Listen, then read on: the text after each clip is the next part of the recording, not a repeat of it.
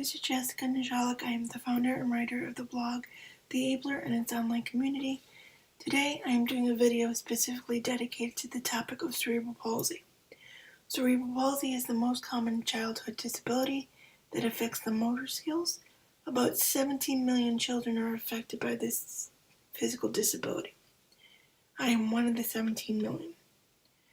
The following chart that you see, I'm doing a live search online, so any information you see, you can simply search online yourself. If you yourself or someone you know recently had a child diagnosed with cerebral palsy, please consult with your medical professionals. I am not one. I am just someone that has cerebral palsy and has their own personal knowledge of the condition and experience with it. I am not in any kind of way certified in any legal capacity either. So please, consult with the proper professional if you would like to continue researching this topic or any other one I discuss. Now, on to cerebral palsy. What is cerebral palsy? Cerebral palsy is a condition caused by brain damage that either happens during the birth or shortly thereafter. Basically, the child suffers a brain bleed or stroke, which is what happened to me shortly after I was born. I was born a micro-preemie, weighing in at 1 pound and 6 ounces before my first surgery. After my first surgery, which was a hernia surgery, I weighed 1 pound and 9 ounces. I've had over 20 surgeries related to my cerebral palsy, and I did not become a wheelchair user until the time I was 4. Around that age, I had a growth spurt, which threw off my center of balance, and I never regained it. So from the time I was 4 on to up to now, 36 years of age, I am now a wheelchair user. Now I would like to explain to you the different types of CP. And I'm going to use this chart. The cerebral cortex, and this is what it says. Stiff muscles, spasticity associated with damage or developmental differences in the cerebral cortex. Basal ganglia, uncontrollable movements. Dyskinesia associated with damage in the basal ganglia.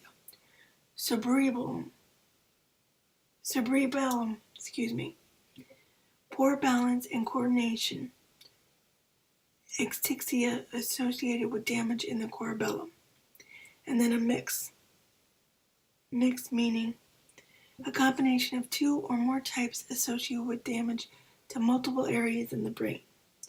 So the spastic form of CP is the most common. About 80% of us have spastic. I have spastic. It affects my left side of my body.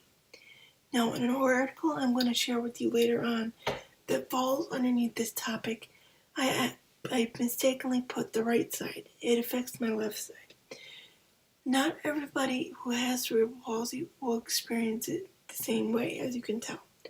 For somebody with spastic cerebral palsy, it can either affect their left side, like myself, or their right side.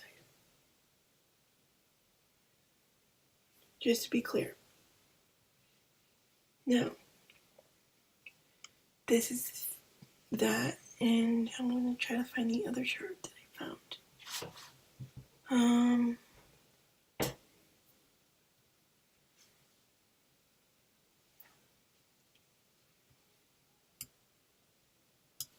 Here we go. This is where I want to show you guys what the types of CP affects what body part. So,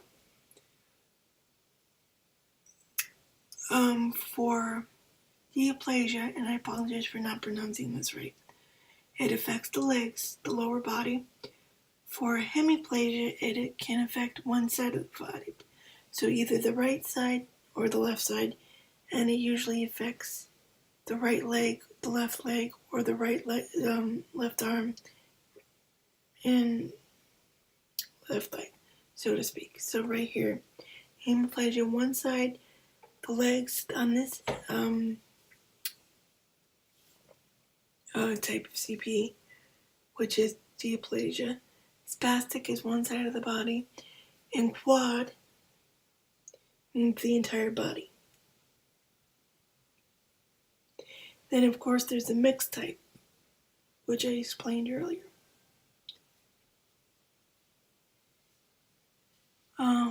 Let's see what this is.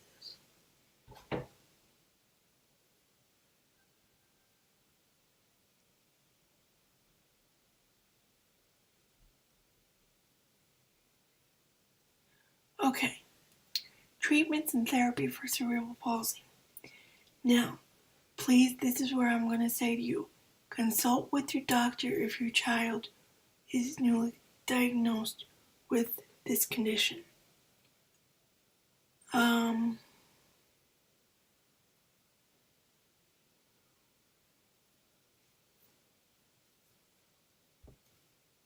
Okay. Let's do this side first. Surgeries.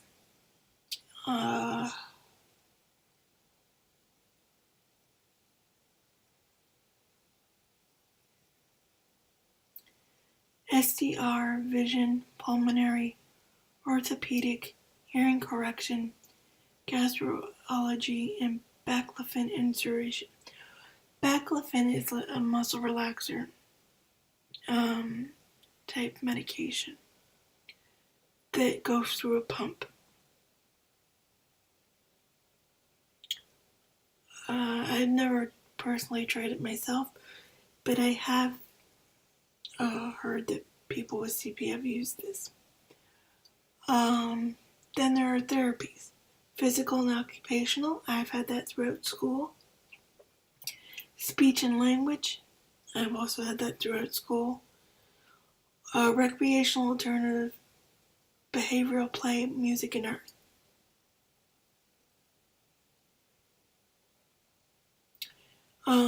Alternative therapies consist of animal-associated therapy, nutrition, yoga, adaptive sports, acupuncture, massage therapy, body work, and others. Now, again, this type of treatment can vary from a child. So what works for one child may not work for the other one that has this condition. That is why I specify to please consult with your doctor.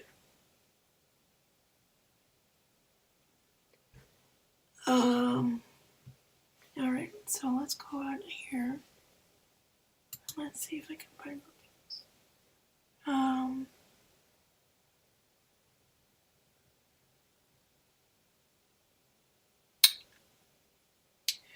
The quad type of CP is the most severe.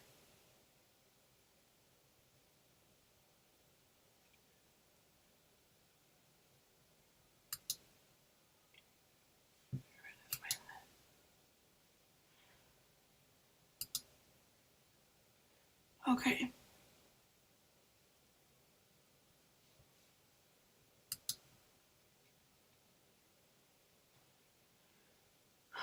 Spastic is the most common. I don't know why you can't see this very well. Okay. Spastic is the most common. It affects 80% of people with CP individuals. Okay. Spastic meaning muscle tone. So that's the type that I have, and most people typically have when diagnosed with this thing, with this disability. Individuals with dyskinetic CP have problems controlling the movement of their hands, arms, feet, legs, making it difficult to sit or walk. Okay. And again, this shows you the different types and what it affects and how it affects them. I'm trying to think what else is there.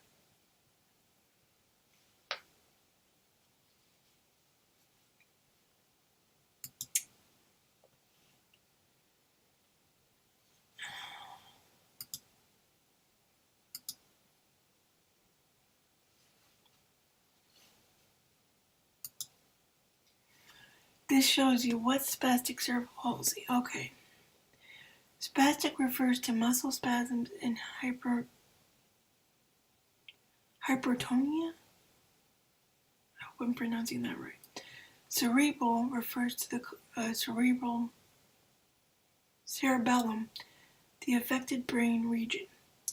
And then palsy refers to the resulting movement disorder.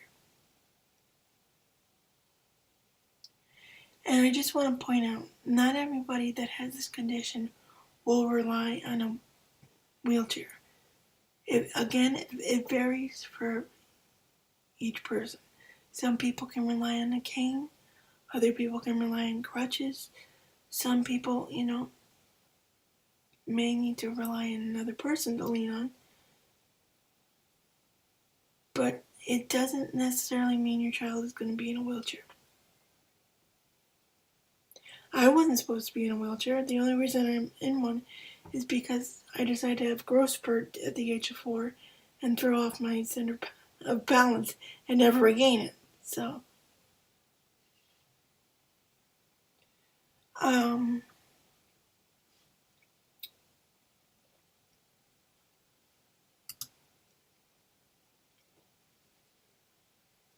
this shows you what types affect the different types of parts of the brain. So spastic affects the damage to the motor skills in your brain, the motor cortex. Then the dyskinetic CP, damage to the basal ganglia. I hope I'm pronouncing that right, which is right here. And then atactic CP affects this part of the brain, damage to the cerebellum.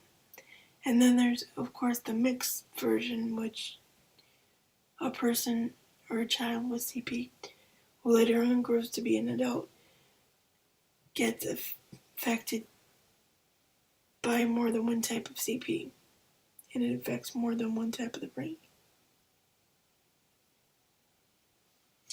Now, I want to share with you guys something else that falls underneath this.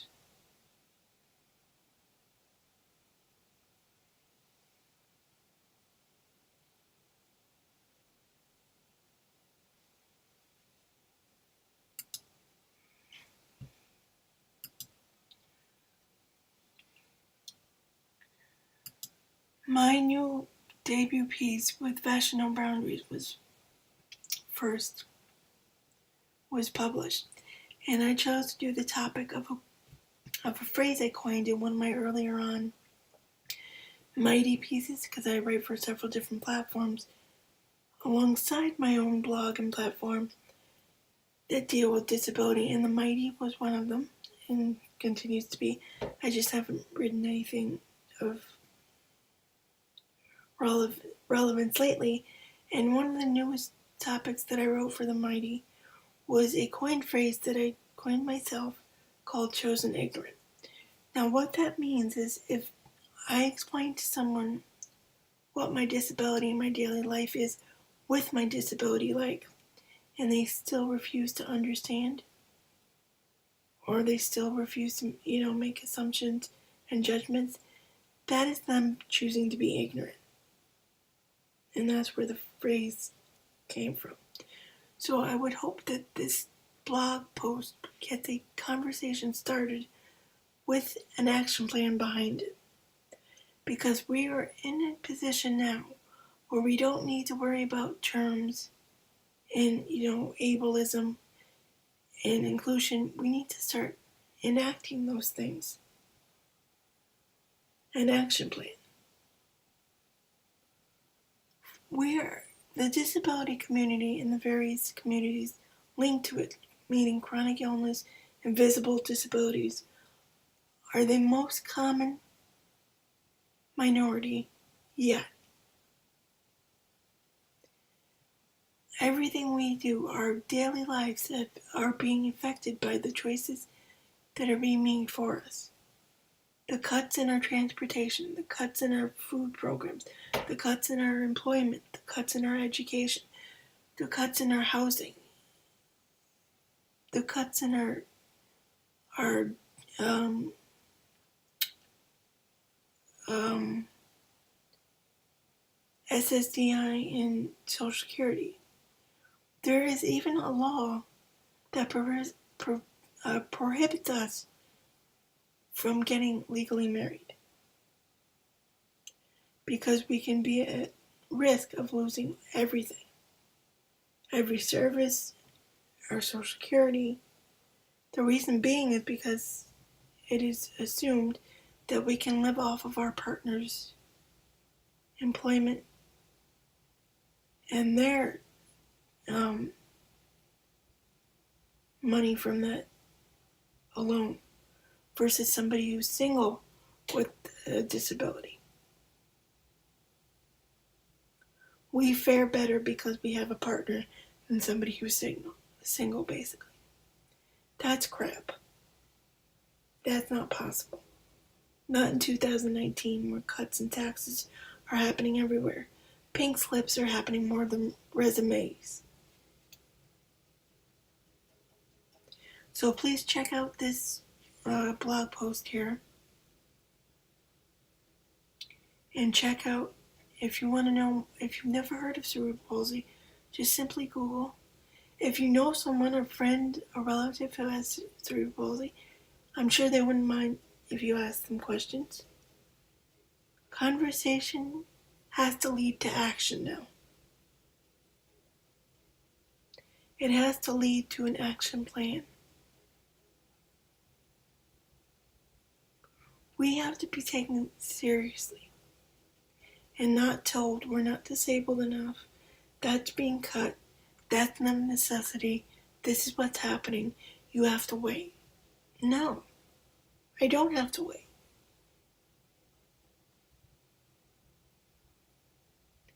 Let me sit down at your table and tell you what I have to offer.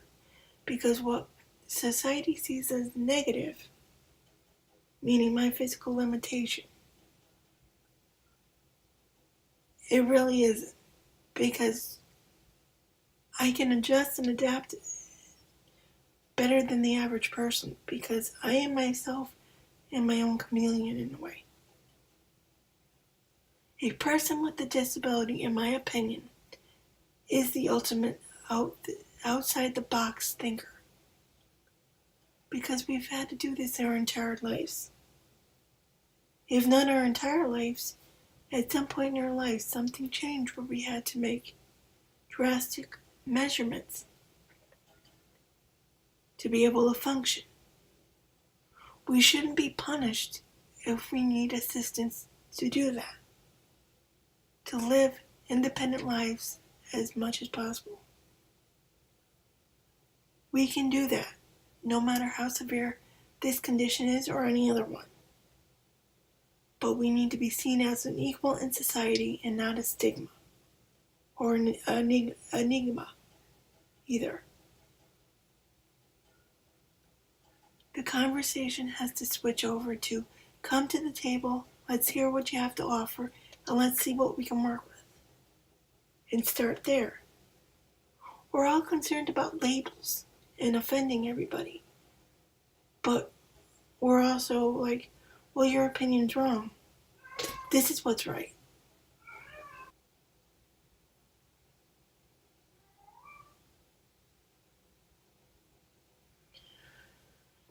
But anyways,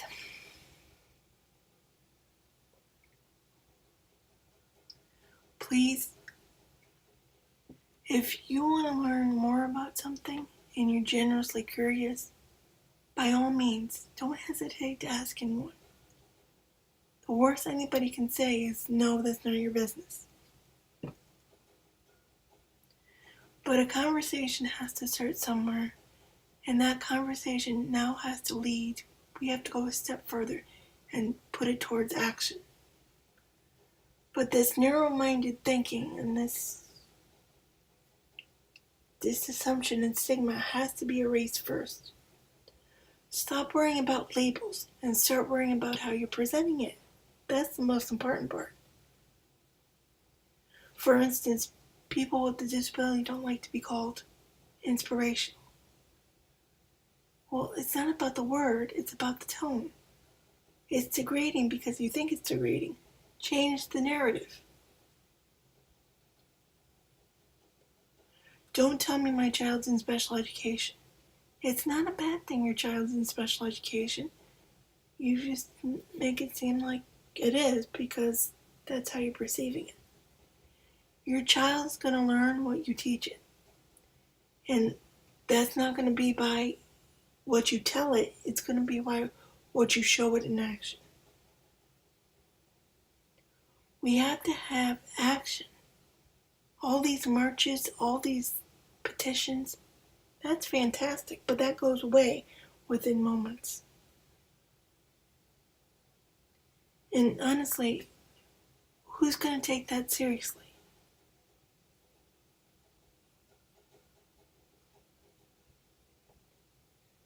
Be persistent and say, let me have a seat at your table. Give me 10 minutes, that's all I need. And if they don't listen, then you move on to the next thing. You do the next thing, the course of action. Our voices are what needs to be heard in this world. That is the motto of the Abler. Your voice is what the world needs to hear. So it's not about what you say, it's how you say it. So put some actions in between your words and see the difference that's happening. If you guys would like me to do a more detailed video on cerebral palsy or my personal story or anything else that you want to know about, please don't hesitate to put it in the comments.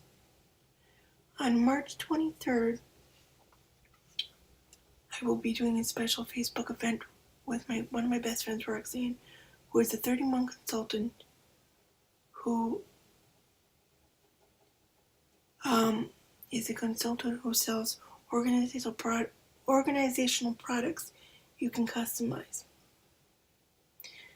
And we are doing a fundraiser. We're going to raise awareness for Connecticut's chapter, Eastern Connecticut chapter of Cerebral Palsy, where they work on putting people with disabilities more involved in society and other things like that, resources for them and assistance, things like that. So March 23rd will be a Facebook event. I do not know if it'll be public. I'm assuming not. But if you guys would like to see a video on that and connect with Roxanne and her products or what have you, or learn more about 31 in general, don't hesitate to put that in the comments either, and I will work on doing a video on that topic.